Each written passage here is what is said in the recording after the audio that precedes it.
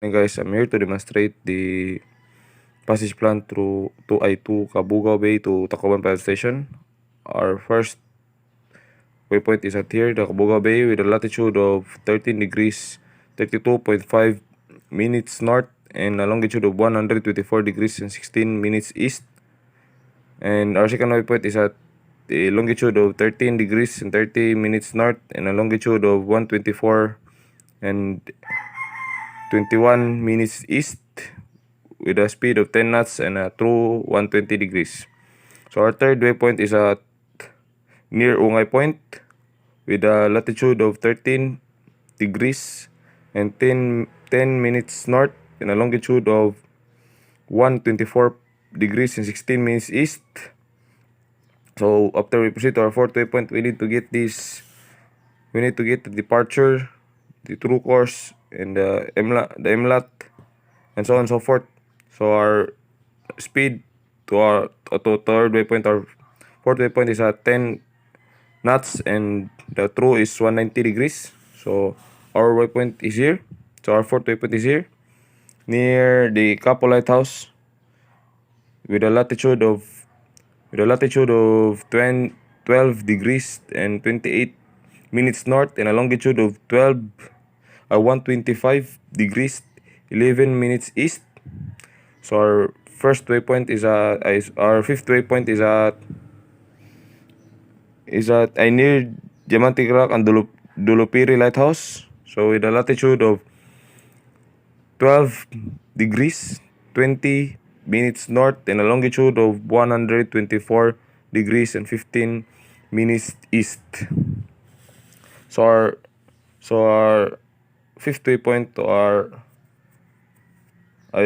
fourth waypoint, our fifth waypoint is at 10 knots and 149 degrees true. So after we proceed to our sixth waypoint, the speed of the fifth to sixth waypoint is at 10 knots again and the true of 151 degrees. So our sixth waypoint is at Canabatas Channel. So the latitude of the sixth waypoint is at 11 degrees 26 minutes north and a longitude of 124 degrees and 45 minutes east. So we proceed to our last waypoint, the Tacloban Power Station, with a latitude of 11 degrees 27.5 minutes and a longitude of 124 degrees and 52 minutes east. So let's proceed to our passage plan. Our passage plan is from Kabugao Bay to Tacloban Pilot Station. Our first waypoint is at Kabugao Bay at a time of 300 hours, date at 12/14/2020, at a latitude of 13 degrees 32.5 minutes north and a longitude of 124 degrees 16 minutes east. And of course is not given. So let's proceed to our next waypoint. Our next waypoint is at Nagumbuaya Point at a time of 324 hours at the date of 12/14/2021, and our latitude is at 13 degrees and 13 minutes north and our longitude is at 124 degrees 18 minutes east. And our course is given is at 140, and our distance to waypoint is at 16 nautical miles, and our distance to go is at 154 nautical miles. Turning bearing is at 345, remarks Virac Bank. Our next waypoint is waypoint 3, Ungay Point.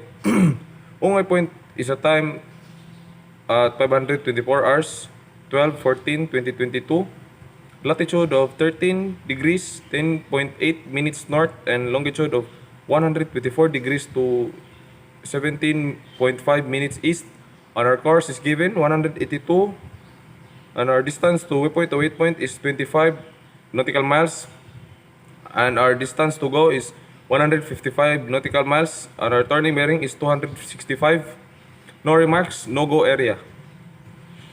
And let's proceed to waypoint 4. Waypoint 4 is at Couple Lighthouse, at the time of 10:24 hours, date 2023 at a latitude of 12 degrees to 28 minutes north, 124 degrees, and our longitude is 124 degrees and 12 minutes east. Our course is given is at 187, and our distance to waypoint is at 55 nautical miles, and our distance to go is 130 nautical miles. Our turning bearing is at 283. No given remarks. Let's proceed to our waypoint 5. Our waypoint 5 is at Dolopiri Lighthouse, and our time is at 11:06 hours, and our date is at 12/14/2024. Our latitude is at 12 degrees and 22 minutes north. Our longitude is at 124 degrees 14 minutes east. Our course given is at 162, and our distance to waypoint is at 8 nautical miles. Our distance to go is 78 nautical miles. Turning bearing 135. Our remarks is at Diamante Rock. Waypoint 6. Our waypoint 6 is at Canabatas Canal. Canal, sorry guys. Time is at 509 hours. Our date is at 12/14/2025. Latitude 11 degrees and 28 minutes north. Our longitude is at 124 degrees 47.5 minutes east.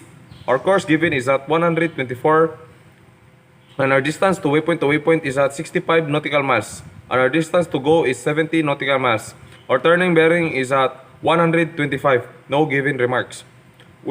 Let's proceed to waypoint 7 and the last waypoint, Tacloban Pilot Station. Our time is at 539 hours. Date 12/14/2016, and a latitude of 11 degrees and 27.5 minutes north.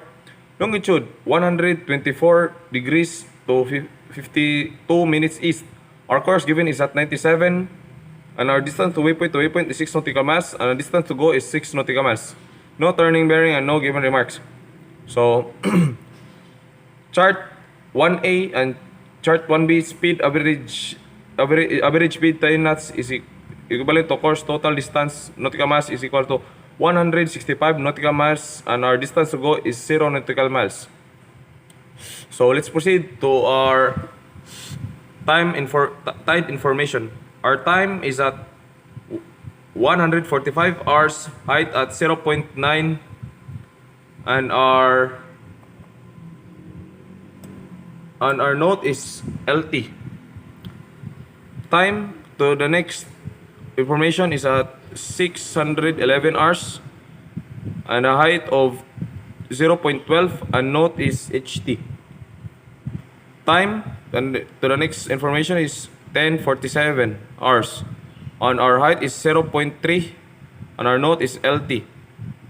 Time to our next information is 631 hours, and our height is 0.9, and our note is HT. So, in order for us to proceed to our next, you need to have the signatures of the following officers: the master, the chief officer, the second officer, and the third officer. And that's all, guys. Thank you for listening.